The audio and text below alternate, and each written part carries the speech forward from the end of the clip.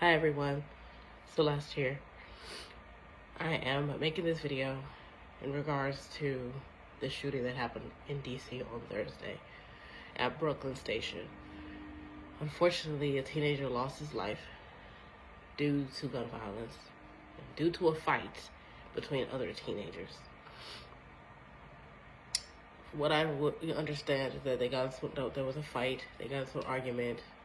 Another teenager, another person that they were fighting with, brought out a gun and shot and killed the teenager. This was Thursday around 4 to 5 p.m. I was there trying to find the location for an event I was going to for gun violence prevention with an organization. I got the text message because I have it from my school that I graduated from. I usually keep it so just in case if I'm ever back up there for anything, I know what's going on. And I was going to something with prevention of gun violence. A young teenager lost his life. And sometimes we have to wonder, where do these teenagers get these guns from? Because we know that these teenagers are under the age of 18 getting these weapons. Either they get it from the home, or they get somebody else to buy it for them, or they just, like I said, sometimes it starts from the home and how people are raising their children. Parents do their best to raise their child right when they're growing up because they know this world could be crazy.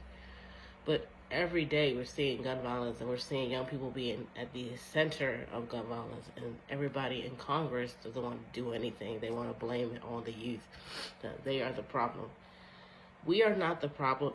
We are not the problem, and neither are the youth the problem, because you are supposed to help keep us protected and safe from harm and from gun violence with what you're supposed to pass. Another young boy has lost his life for no reason, for another act of senseless gun violence. I hope this family gets justice. On Thursday, or Friday, I think Friday, yesterday, on the gun violence prevention page, Enough of Gun Violence, and we got a message. I had a request, and luckily I saw it, and so it was from one of their teachers of the young person who died. And what she told me was really heartbreaking, because I know so many families just like this from DC, from the area, that have to sit and realize maybe we did something wrong. But parents do their best to make sure that these children don't fall astray or go to the negative side of life. And she told me that this is their third son they've lost to gun violence. Third. Not one, not two, but three. That really just shook me. I stopped and I said, this is something that America has to hear, because this can't continue. And that's why I say prevention is key. We can prevent any other thing out here in this country. We can prevent car accidents. We can prevent people getting hit by a car with the crosswalks. We can try to prevent cancer. But why can't we work harder to prevent gun violence? We're doing our best. But unfortunately, this is the third son that this family has lost to gun violence. And that is a normal thing now. And we can't normalize this anymore. I am under the weather, but I just wanted to say that we have got to do more. We have got to make more happen for our communities. Because if they're teaching students who are being shot and killed, who are they teaching? Arming teachers is not the solution to the problem. It's implementing laws around gun violence prevention, stopping these teenagers from getting access to guns so easily, banning weapons of war off the streets. This young man should still be here. This is their third son they've lost to gun violence. And we know that when a shooting happens in a school, teachers are not meant to be security guards or cops or bodyguards. That's what we have law enforcement for. But when they wait and say, we're scared of a weapon of war, then they're not trained. I don't know. But the point I want you to hear is that this is the third son this family has lost to gun violence. Third, this is in the nation's capital, but every day you hear gun violence. Every day you hear gun violence in the streets in our communities, and you may think that gun violence does not impact you or your community because it doesn't directly hit your community. It does impact you because this was somebody's child. God forbid that it's your child next. God forbid it's your neighbor's child next. We're trying to raise youth. We're trying to get them to be a better version of themselves. But if they're being gunned down, there's no future.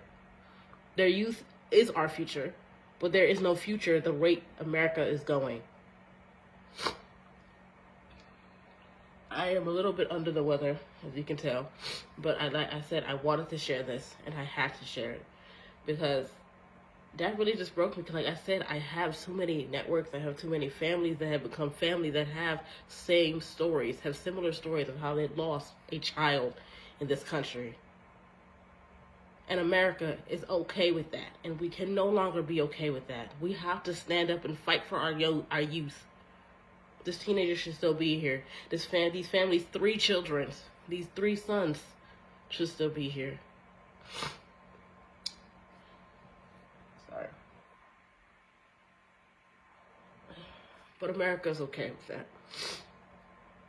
And we're not okay with that, though. We're not okay with that. Because we are going to prevent gun violence continuously. We're going to end gun violence. We are going to end it once and for all.